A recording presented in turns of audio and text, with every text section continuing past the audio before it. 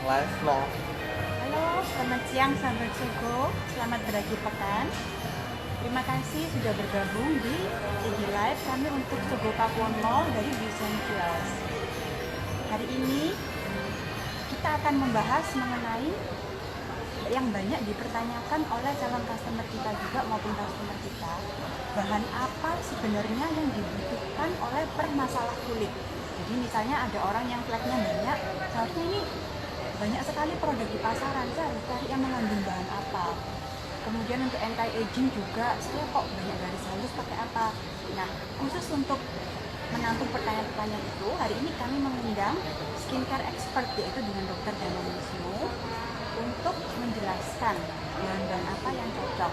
Nah, tadi sebelum sesi ini kita sudah menjelaskan mengenai bahan-bahan yang cocok untuk kulit kering, kulit berminyak, dan satu bahan yang cocok untuk semua jenis kulit yang terbaik. Kemudian cara penggunaan bahan-bahan yang bisa ada efek samping tapi bagus, seperti bahan peeling, vitamin A dan vitamin C. Untuk pemirsa yang ketinggalan sesi yang tadi bisa melihatnya di IGTV kami. Oke, saya undang Kak Danang untuk join ke IG lagi. Kita tunggu Kak Danang ya.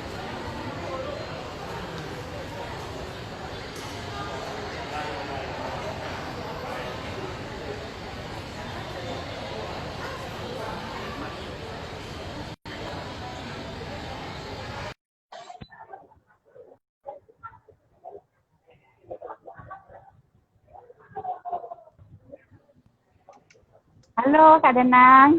Hai Mbak Dian. Ketemu lagi untuk Ketemu sesi lagi. kedua, Kak. Ketemu lagi kita.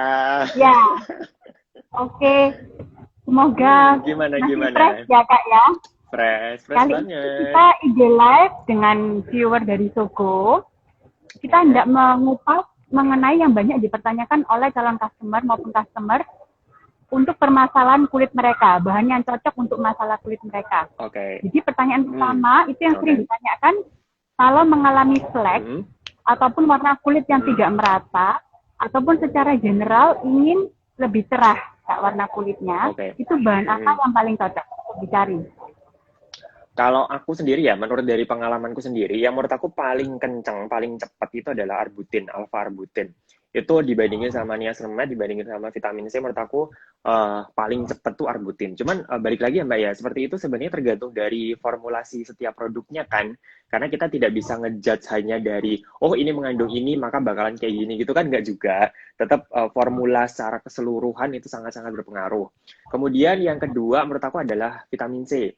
Vitamin C itu kan juga macam-macam ya, banyak macamnya, dan kecepatan untuk membuat apa namanya flek atau noda atau kulit menjadi lebih bright itu kan juga pasti berbeda-beda setiap jenis vitamin C-nya gitu. Kemudian yang terakhir menurut aku adalah niacinamide. Niacinamide itu dia ngefek juga untuk membuat kulit lebih bright juga. Terutama dia enak banget kalau untuk kulit yang oily acne prone kayak aku kayak gini yang noda bekas jerawatnya tuh banyak, sekaligus untuk menghandle jerawatnya, sekaligus untuk menghilangkan noda bekas jerawatnya juga. Itu. Oke, saran Kak Danang, apakah Hmm? cukup pakai satu bahan itu atau Hmm? lebih baik dicampur? Jadi yang isinya beberapa bahan itu jadi satu. Apakah ngefek kalau pakainya isinya banyak? Kalau aku ngefeknya kalau isinya banyak, jadi beberapa Ya. bahan aktif sekaligus. Cuman balik lagi kalau misalkan itu berada di dalam beberapa produk yang berbeda, maksudnya bukan dalam satu yang diformulasikan jadi satu produk, menurut aku tetap harus hati-hati pemakaiannya. Kita harus ngerti tentang layering-nya seperti apa, kemudian step-stepnya seperti apa, bahan-bahan yang lainnya di dalam kan satu satu botol produk kan isinya nggak cuma itu kan, jadi ada banyak isinya kan, Oh, otomatis itu juga harus menyesuaikan juga dengan kecocokan di kulit kita gitu. Jadi intinya kalau misalkan pengen pakai banyak produk sekaligus, ya nggak apa-apa. Yang penting kita ngerti kondisi kulit kita seperti apa, kita ngerti produk yang mau kita pakai itu kayak gimana. oke, makasih jawabannya Kak Danang. Mm-mm. Saya ada pertanyaan tambahan. Kan sebenarnya warna kulit kita ini sudah diciptakan secara natural ya. Di Ya, mana zat melanin itu sebenarnya bagus. Jadi kalau kita terjemur, keluar zat mm-mm. melanin untuk melindungi kita sebenarnya Ya kan, supaya setuju. bisa Mm-mm. masuk. Nah, Mm-mm. apakah pemakaian produk pemutih yang berlebihan itu dapat menimbulkan efek samping, kulit kita jadi tidak sehat atau mungkin kering dan sebagainya, Kak Mm. Nena? Kalau Apakah efek bisa samping sih seperti pasti ya Mbak ya, terutama kayak bahan-bahan yang memang itu tuh harus dalam kontrol dokter atau bahan-bahan yang memang berbahaya sudah. Kalau misalkan kita ngomongin tentang BPOM itu sudah masuk dalam bahan yang berbahaya kayak gitu kan. Itu memang harus hati-hati penggunaannya. Bukan hati-hati sih, sebaiknya jangan pakai yang seperti itu memang. Karena kadang-kadang kita pakai bahan aktif yang sudah istilahnya sudah aman aja, menurut BPOM udah oke, udah aman, tapi penggunaan di kita pun tuh harus hati-hati pemakaiannya, mulai dari berapa banyak pakainya, kemudian layering dengan produk lainnya seperti apa. Jadi hati-hati. Jadi saranku sih yang pasti, pastikan dia sudah aman aja dulu. Aman aja dulu, kalau dia sudah aman, baru kita pemakaiannya harus secara hati-hati. Oke, kembali ke topik mengenai brightening. Tetap kita sarankan Kak, kita sepakat ya kalau lebih baik itu healthy skin, not white skin ya Kak ya. No, Karena kalau healthy, betul. glowing ya, dia kan glowing. Cuman untuk flek memang treat dengan something yang bisa menghilangkan melanin. Nah, gimana Kak? Apakah pakai produk pencerah saja cukup, tapi kita tetap terpapar sinar matahari? Tetap harus pakai sunblock nggak? Kalau aku tuh sunblock itu udah harus pasti sih Mbak. Kita nggak niat untuk membuat kulit cerah aja, sebenarnya sunscreen itu penting ya, karena sunscreen itu kan melindungi dari sinar UV. Sinar UV itu kan efeknya banyak banget ya, mulai dari kayak membuat kerutan, kemudian pori-pori juga membesar, warna kulit tidak merata, kemudian ada kanker kulit juga kan. Jadi sebenarnya nggak cuma dari sisi estetis, sisi kesehatan, sisi medisnya pun juga ada kan. Itu dia, sunscreen itu wajib banget. Oke, nah walaupun kita cuman tidak berjemur tetap ya Kak, misalnya saya cuman kantoran itu, apakah kayak sinar lampu, sinar laptop itu apakah juga perlu sunscreen Kak? Ya efek juga, terutama karena sinar UVA yang untuk aging itu, UVA itu kan bisa masuk lewat jendela tau. Dan nggak mungkin kan rumah kita benar-benar tidak ada jendelanya sama sekali. Kemudian juga mobil kita kan juga, kemudian juga mobil kita kan juga pasti kita jalan ke mobil sudah kena. Kemudian di dalam mobil pun ketika di luar kan kacanya nggak 100% ngeblok sinar UV. Palingnya cuma berapa persen, 60, 80, 70% kan. Cuma segitu. Jadi tetap ada sinar UV yang bakalan kontak dengan kulit kita. Selama kulit kita itu kontak dengan sinar UV, maka sunscreen itu ya wajib dipakai. Oke, saya rangkum lagi ya Kak untuk yang menonton. Jadi bagi yang memiliki masalah flek atau ingin brightening, tetap kita sarankan untuk menyimpan warna kulit natural. Karena itu sehat ya Kak ya. Takutnya kalau terlalu diputihkan, kita nggak bisa produksi melanin dengan baik pada saat berjemur, nanti banyak efek sampingnya. Karena melanin itu untuk melindungi kulit kita sebenarnya. Tapi untuk bahan-bahan brightening yang bagus, tadi Kak Danang sebut adalah kombinasi. Kalau bisa kombinasi dari arbutin, vitamin C, niacinamide, terutama niacinamide untuk kulit berminyak. Dan wajib menggunakan sunscreen yang baik, walaupun kita cuman di dalam karena bisa masuk lewat jendela maupun jendela mobil ya Kak ya. Oke. Baik, sekarang next question Kak Danang. Bagi orang yang memiliki masalah dengan penuaan, jadi muncul garis halus, kulitnya mulai kendur. Apakah benar pemakaian skincare itu bisa memperbaiki? Terus seharusnya di usia berapa dan bahan apa yang harus dicari? Kalau aku ya pengalaman tentang kerutan, karena kebetulan aku tuh sejak usia 20 tuh ada CrossFit di sini tuh kelihatan banget Mbak. Ada di sini ya, itu udah mulai 20-an. Nah, itu tuh paling efek banget, itu yang pertama adalah retinol. Jadi retinol itu ngefek banget sih untuk membuat kulit kita lebih plump, lebih sehat, lebih kenyal, lebih penuh gitu kan ya. Terus yang kedua itu adalah AHA. Jadi ada glikolik atau laktik. Itu kan berfungsi untuk mengikis sel-sel kulit mati di permukaan. Jadi kalau sel-sel kulit mati di permukaan kan otomatis kan sel-sel yang sehat yang di dalam kan lebih cepat keluar gitu kan. Nah itu bisa membuat kulit kita itu rasanya lebih kayak kenyal gitu. Kemudian ada bahan pendukung lain kayak semacam hyaluronic acid, itu kan untuk melembabkan. Kemudian ada berbagai macam peptide. Peptide itu kan nggak cuma satu kan, ada banyak macam peptide di dalamnya gitu kan ya. Kemudian hal seperti yang fungsinya adalah untuk menghidrasi kalau aku. Jadi intinya yang pertama itu adalah retinol, vitamin A, kemudian ada eksfolian yang AHA, yang alpha hydroxy acid, ada glikolik, lactic, mandelic, dan macam-macamnya itu. Kemudian yang paling penting adalah untuk hidrasi. Dan yang paling penting sih, aku itu harus pakai sunscreen. Karena kalau nggak pakai sunscreen, kulit kita bakalan prematur aging. Iya nggak sih? Umur 20 udah kayak umur 30 gitu kan. Jadi sunscreen tuh harus banget. Baik, jadi saya bahas sedikit out of context. Memang di Essentials ini belum ada produk sunscreen yang oke. Maksudnya kita nggak ada yang SPF-nya tinggi ya Kak ya. Tapi menurut Kak Danang, produk di luaran, apa yang direkomendasikan? Karena saya kalau pakai sunscreen tuh punya sedikit masalah. Berminyak Kak. Kayak walaupun kulit saya ini kering tapi jadinya itu over oily. Ada rekomend produk kan sunblock yang bagus? Sebenarnya setiap orang itu kan macam-macam ya Mbak ya. Aku tidak bisa menyebut satu merek karena seperti itu tergantung banyak hal. Yang pertama adalah orang itu sukanya yang kayak gimana. Karena aku sendiri, walaupun kulit aku itu berminyak, aku lebih suka yang finishnya itu dewy. Jadi finishnya itu agak dewy, agak glossy. Kenapa? Karena jatuhnya nanti malah seharian kulitku bakalan seperti itu. Kalau aku pakai produk yang mattifying, yang hasilnya itu matte, nanti awal-awal matte, tapi setelahnya itu menjadi makin tambah berminyak, nggak karu-karuan. Itu dari faktor pertama, yaitu senengnya orang kayak gimana. Kemudian yang kedua, layering-nya, produknya yang mau dipakai, itu apa aja. Karena setiap produk pasti finishnya beda-beda. Rasanya juga beda-beda. Kita harus menyesuaikan sendiri, karena sunscreen kan dipakai di akhir. Jadi, misalkan nih, layer-layer sebelumnya, itu hasilnya itu dewy. Kita, kalau misalkan terlalu dewy, terlalu oily, kita bisa pakai sunscreen yang mattifying, supaya untuk mengurangi efek dewy-nya itu. Atau kebalikannya, layer-layer sebelumnya itu hasilnya tuh matte. Kemudian dia pengen menambahkan efek dewy-nya, otomatis pakai sunscreen-nya ya yang becek, yang dewy. Jadi seperti itu. Yang ketiga adalah faktor kenyamanannya. Kamu nyamannya seperti apa? Jadi banyak faktor yang harus kita pertimbangkan, nggak cuma sekedar ini loh bagus, nggak cuma sekedar gitu, tapi dilihat orangnya seperti apa, pengennya kayak gimana, kamu pakainya apa, tujuanmu kayak apa, gitu. Mungkin bisa dibantu cara baca labelnya aja Kak, soalnya kan itu banyak sekali tulisannya plus apa, AB apa begitu. Apa yang harus ada di teksnya itu kalau pada saat baca botolnya? Kalau aku yang pertama itu adalah tentukan dulu SPF sama PA-nya. Jadi sunscreen itu kan ada nilainya ya, SPF berapa sama PA-nya berapa. SPF itu kan untuk ngeblok dari sinar UVB. UVB itu kan menyebabkan burning, yang kebakar itu. Kemudian ada UVA. UVA itu ditandai dengan PA. PA itu tuh ada PA++, ada PA+++, ada PA plusnya sampai 4. Nah, biasanya kalau aku sendiri nih ya, karena memang kegiatanku tuh di luar dan di dalam, kalau aku tuh lebih sukanya yang SPF-nya mesti 50, minimal 50. Kemudian PA-nya itu minimal PA plusnya 3. Tapi, tidak semua produk itu menyertakan PA-nya, Mbak. Jadi biasanya ada beberapa produk yang dia itu cuman menyertakan SPF-nya aja. Nah, kalau dari situ, kita harus lihat bahannya, ingredients list-nya. Karena setiap ingredients list, setiap bahan sunscreen itu beda-beda.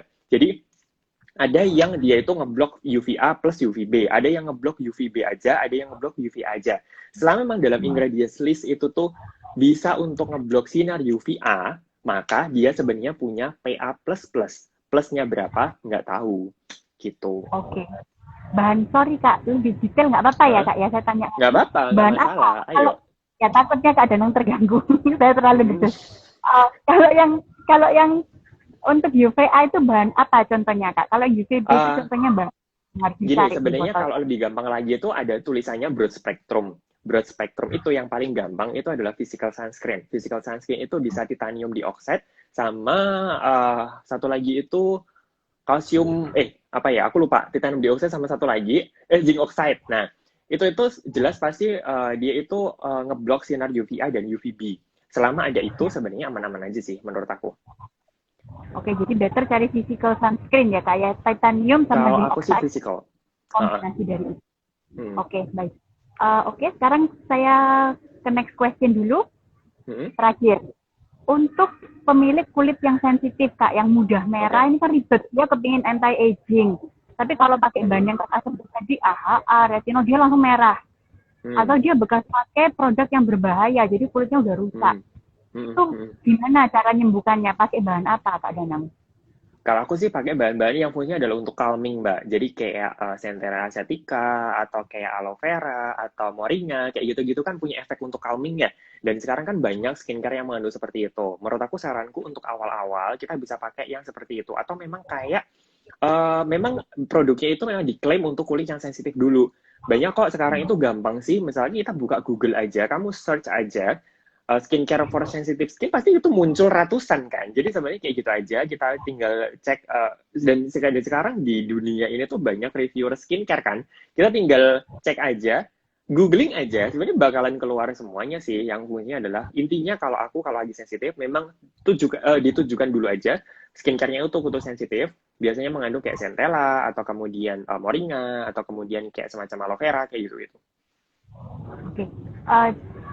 Apakah kulit sensitif yang sudah pernah pakai perawatan yang misalnya mengandung hidroquinone itu sebenarnya masih bisa sembuh nggak Kak Danang? Atau ya sudah begitu? Sebenarnya tergantung dari tingkat keparahannya sih, seperti itu kan. Tapi lebih gampang ya kalau memang bekas seperti itu. Kalau saranku sih sebenarnya ke dokter aja dulu untuk menghindari efek negatifnya itu. Jadi selesaikan dulu di dokter, balik lagi ke dokter, kemudian gimana caranya menanganinya itu. Kalau aku sih gitu. Karena kalau misalkan kita mau coba-coba sendiri, kadang-kadang terlalu berisiko sih Mbak. Kan kalau gini ya, kalau misalkan orang pakai skincare abal-abal, aku sudah ini orang kayaknya nggak tahu kalau misalkan kita mau ngomong terlalu dalam tentang skincare kan. Masalahnya dia pernah pakai seperti itu. Maksudnya kalau misalkan dia belum terlalu ngeh gitu ya, saranku sih mendingan ke dokter aja dulu gitu. Atau kalau misalkan memang pengen pakai skincare over the counter, kita belajar aja dulu sampai benar-benar ngerti. Baru setelah itu dia mulai switch untuk pakai skincare over the counter. Oke, baik, makasih Kak Danang. Kemudian pertanyaan terakhir dari kami, sebelumnya Kak Danang sudah pernah coba produk Essentials ya. Kalau menurut Sudah Kak dong, Danang, semuanya. Pendapatnya Kak Danang mengenai produk kita bagaimana? Kalau aku sih yang paling berkesan, yang paling beda dari skincare lain itu adalah kita tuh hemat produk ya. Jadi kayak misalkan nih tonernya ini, dia itu kan bener-bener kita bisa nge-skip exfoliating toner plus hydrating toner karena ini tuh berfungsi dua. Jadi berfungsi untuk membuat kulit kita itu sel-sel kulit matinya itu juga terhempas gitu kan. Kemudian juga berfungsi untuk melembabkan. Jadi aku bisa ngehemat step-step pemakaian skincareku dengan pakai produk-produknya Blue Essential gitu. Oke, makasih Kak Danang masukannya. Makasih jawabannya maksudnya. Sekarang saya open question ya. Oke, question siap. ditanyakan oleh beberapa keyword. Saran untuk kulit. Saran untuk yang cocok. Bahan yang cocok untuk kulit oily sensitif. Oke. Kalau untuk oily sensitif itu sebenarnya tentukan dulu dia sensitif beneran atau sensitize. Sensitize itu adalah sebenarnya dia itu nggak sensitif sih, tapi dia itu tersensitifikasi. Jadi kayak dia pakai sesuatu yang mengiritasi, makanya jatuhnya sensitif gitu loh. Jadi kalau misalkan sudah pakai produk-produk yang terlalu harsh atau mungkin pakai produk-produk yang terlalu kencang membuat iritasi, stop aja dulu. Kita fokusnya adalah di hidrasinya dulu. Baru kemudian, karena gini Mbak, pengalaman aku selalu menekankan sama followerku adalah kalau kamu baru mulai pakai skincare, pakailah yang basic. Yang benar-benar dia itu cuman fungsinya adalah untuk menghidrasi dulu. Nggak usah pakai yang aneh-aneh dulu. Ketika kulit kita itu terhidrasi dengan optimal, ketika kulit kita itu dilembabkan dengan optimal, maka sebenarnya skin barrier kita akan jadi lebih bagus. Kalau skin barrier kita lebih bagus, recovery-nya juga pasti lebih bagus. Kebanyakan permasalahan di kulit juga pasti teratasi. Kalau misalkan itu tuh sudah benar-benar oke, sudah benar-benar bagus basicnya, baru kita mulai lebih ke spesifik. Misalkan, kulitku gampang merah, kulitku banyak noda bekas jerawat kah, kulitku banyak jerawat-jerawat yang gede-gede. Nah, itu baru terfokus di sana. Nah, kalau misalkan kulit sensitif dan oily, hilangkan dulu sensitivitasnya nih kalau aku ya. Jadi pakai produk-produk untuk calming-nya dulu, untuk hidrasinya dulu, baru setelah itu kita mikir untuk oily-nya. Kalau untuk oily-nya, kalau aku sendiri sih yang paling nampol sampai sekarang itu adalah salicylic acid. Cuman salicylic acid, kalau kulitnya itu sensitif, ya agak susah juga gitu kan. Jadi makanya beberapa salicylic acid kan bikin drying ya. Jadi memang harus hati-hati pakainya. Makanya saranku, basicnya harus sudah benar dulu. Mulai dari cleanser-nya, moisturizing-nya, proteksinya tuh harus benar-benar sudah oke dulu, baru kita mau main-main sama si actives-nya. Oke, makasih Kak Danang. Pertanyaan berikutnya, ini tentang Essentials sih. Okay. Apakah skincare-nya aman buat ibu hamil? Saya jawab ya Kak ya. Jadi skincare Essentials ini nggak sepenuhnya aman untuk ibu hamil. Ada beberapa bahan aktif di beberapa produk kita yang harus dihindarin, yaitu arbutin di krim toner krim kita, sama retinol di anti-aging cream, night cream, sama anti-aging serum. Namun, kita bisa mencarikan alternatif. Misal krim paginya untuk brightening-nya kita bisa ganti dengan whitening serum. Retinolnya kita juga bisa switch dengan peptide gel. Gitu. Nah, untuk next question ini pertanyaan tentang essentials lagi sih. Apa bahan dasar essentials yang sangat dibutuhkan untuk kesehatan kulit? Kalau menurut Kak Danang, bahan dasar essentials yang sangat dibutuhkan untuk kesehatan kulit itu apa? Ada apa enggak? Kalau aku ya karena memang menurutku ya kelembapan kulit itu adalah kunci. Jadi kulit yang lembab itu adalah kunci kulit yang sehat. Maka aku bakalan jawab hyaluronic acid sih. Hyaluronic acid yang berfungsi untuk melembabkan kulit kita. Dan itu kan ada di semua produknya Bioessential kan. Kalau aku sih itu. Jadi itu bisa dipakai untuk semua jenis kulit dan untuk hampir semua jenis permasalahan kulit. Oke. Kemudian promo produk set di Sogo apa aja? Oke, jadi saat ini promo yang ada itu 1 face toner, free 1 serum. Itu. Kemudian kita ada promo 1 set itu diskon 25%. Kemudian kita juga ada item ini trial kit. Jadi bagi yang ingin mencoba dulu, tidak harus invest di satu botol produk, bisa ini untuk 2-3 hari ini 65.000. Dan ada tes alerginya juga. Oke. Mbak, itu sampelnya yang 65.000 itu isinya apa aja? Jadi dia isinya, karena cleanser kita kan udah sold out, Kak. Cleanser kita ini sold out, sementara kita reformulasi lagi. Nah, jadi isinya ini ada tonernya, tone up cream, sama anti-aging cream. Tapi kalau untuk betul, tapi kalau untuk yang ibu hamil, tone up creamnya kita ganti dengan anti-aging cream. Jadi pakai anti-aging cream untuk pagi dan malam. Oke.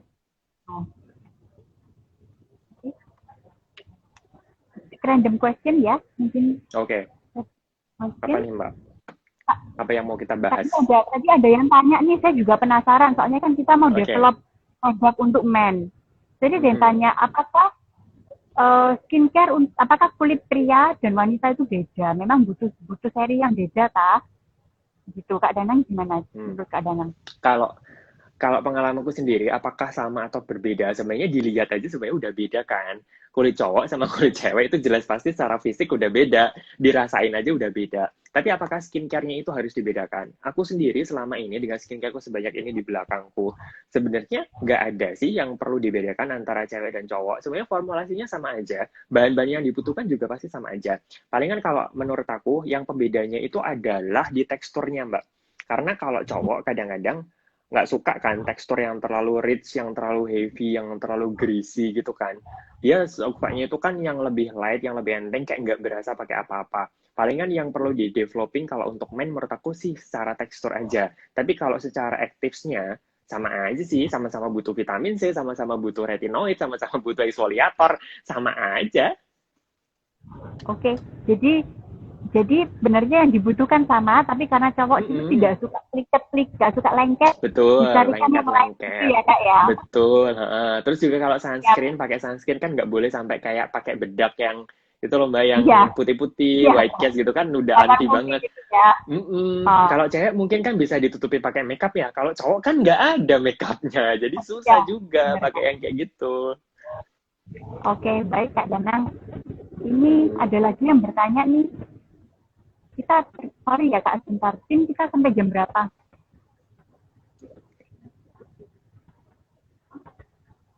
Ini ada beberapa yang tanya sih. Oke. Saran apa Mbak? Bentar. Untuk cuaca di Bali, apakah cukup SPF 50? Setahu aku sih SPF 50 itu cukup aja. Yang penting pertama adalah dosisnya. Jadi seberapa banyak kita pakai. Kan memang sebenarnya sunscreen itu kan ada batasan pakainya ya Mbak ya. Batasnya pakainya itu adalah 1,25 mili untuk satu muka. Jadi 2 ruas jari gini. Harus benar-benar tebel, banyak, dan gemuk. Kemudian kalau dia sudah pakai sebanyak itu, yang kedua adalah reapply. Jadi pemakaian ulang. Karena sunscreen kan makin lama dia makin hilang. Terutama kalau misalkan di Bali kan keringetan ya. Aku kalau ke Bali kan keringetan, otomatis kan itu kan terhapus. Biasanya sekitar 2 jaman itu aku harus pakai ulang sebanyak itu juga. Selama memang itu sudah dipakai sebanyak itu, dan memang per 2 jam atau 3 jam itu dipakai ulang, sebenarnya juga nggak masalah. Terutama kalau misalkan di pantai, kemudian kita kena air, dihanduin, itu kan pasti juga luntur juga. Jadi itu, selama memang pemakaiannya itu benar, reapply-nya itu benar, ya sebenarnya nggak masalah. Cukup aja kok. Oke, jadi harus di-reapply ya Kak ya? Harus jadi dong. Kadang reapply itu gimana? Cara mengukurnya kapan harus Hmm. Misalnya kita nggak kena air nih, apakah perlu di-reapply? Tergantung. Gini, setiap produk itu sebenarnya sudah ada hitungannya sendiri sini. Maksudnya dari brandnya sendiri, biasanya tuh sudah ada, oh ini di reapply setiap berapa jam, oh ini di reapply setiap berapa jam gitu. Sepengalamanku sih mesti ada keterangan seperti itu. Tapi rata-rata aku ambil, kalau misalkan di indoor, biasanya aku 4 jam itu harus sudah pakai lagi. Tapi kalau di outdoor, kalau aku nggak keringetan, itu biasanya 2 jam. Tapi kalau misalkan keringetan, ya selama aku keringetan, aku hapus, aku pakai lagi. Oke, jadi tiap 2 jam atau kalau terhapus dengan keringat atau air ya Kak ya? Betul. Kalau untuk waterproof sunscreen perlu di-reapply juga Kak? Tetap butuh sih Mbak. Sebenarnya walaupun dia itu waterproof, tapi performanya tetap berkurang. Karena nanti kalau misalkan dia berkurang tipis aja gitu, proteksinya tuh bakalan kehapus juga, bakalan berkurang juga gitu. Jadi kalau aku tetap sih, waterproof atau enggak, tetap harus reapply. Oke, terakhir Kak mengenai sunscreen. Kadang kan kalau kita misalnya anak saya ini mau berjemur, oh lagi mendung kok, nggak apa-apa berjemur aja. Tapi saya pernah nih coba, oh lagi mendung, saya coba berenang. Tetap saya itu sunburn. Jadi apakah memang kalau mendung itu tetap UVA, UVB-nya tetap ada? Tetap masuk, terutama UVA-nya itu tetap masuk, Mbak. Kalau UVB, burning-nya memang nggak seintens kalau nggak ada mendung ya. Jadi UVB-nya itu memang dia terhalangi, walaupun nggak 100%, tapi UVA itu tetap masuk, nggak terhalangi sama sekali, dia nembus awan, jendela aja ditembus kok, jadi makanya itu yang bahaya. Padahal UVA itu, dia tuh kadang-kadang nggak langsung kelihatan. Jadi ini pengalaman, aku tuh kemarin tuh pindah rumah di mana itu tuh menghadap ke timur, dan itu bener-bener yang panas banget, dan aku tuh punya jendela gede banget menghadap ke timur. Jadi otomatis kan sinar matahari kan langsung masuk gitu kan ya. Nah kamarku tuh berada di sebelah timur itu, nah itu kan otomatis kulitku kan sering kontak ya. Memang itu tuh nggak bikin kulitku gosong, tapi keriput Mbak. Jadi lama-lama kulit jadi kering, jadi kayak keriput gitu gara-gara sinar UVA-nya. Yang penyebab prematur aging itu memang nggak instan, bukan yang langsung kelihatan. Kalau misalkan UVB, burning itu kan langsung kelihatan ya. Mungkin sejam 2 jam kan langsung kulit jadi merah, jadi perih gitu kan. Tapi tapi UVA itu tuh agingnya tuh ngefeknya tuh beberapa hari baru kelihatan. Jadi kenanya hari ini, walaupun besok nggak kena lagi, beberapa hari baru mulai kelihatan efeknya. Baru mulai kelihatan. Bahaya ya, berarti gitu. Wajib pakai sunscreen. Wajib. Oke. Ini next question. Essential must try produknya apa aja Kak? Last question. Ya, jadi kalau misalkan teman-teman baru mau mulai pakai Essential, aku sangat menyarankan tonernya sih. Tonernya itu enak banget. Aku tuh biasa pakai exfoliating toner, kemudian pakai hydrating toner kan. Jadi pakai double toning. Ini itu sekaligus berfungsi untuk eksfoliasi, tapi juga untuk melembabkan juga. Jadi berfungsi untuk mengikis sesar kulit mati di kulit kita, plus dia itu juga membuat kulit kita menjadi lebih lembab gitu loh. Jadi sudah double sekaligus, kulit jadi halus, udah bukan jerawat tersamarkan, tapi juga menjadi lebih penuh, lebih plump, lebih sehat gitu.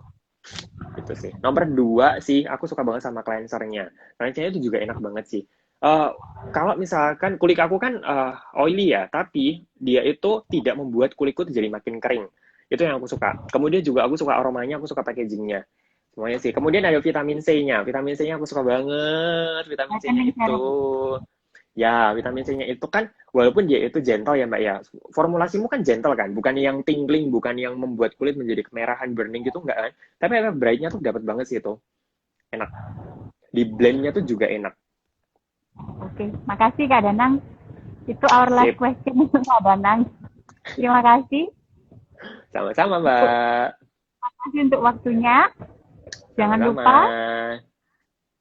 lupa kita memberitahu aja nih, kita juga ada di Sogo, yaitu di Sogo Pakuwon Mall dan Sogo Kota Kasablanka di Jakarta. Kemudian kita juga ada giveaway berupa free toner. Caranya repost mengenai IG Live ini di story Instagram teman-teman. komen dan DONE ya, dan di Instagram post yang mengenai ini di IG kita. Nanti jam 7 malam kita umumkan pemenangnya. Oke. Jadi thank you Mbak Dian.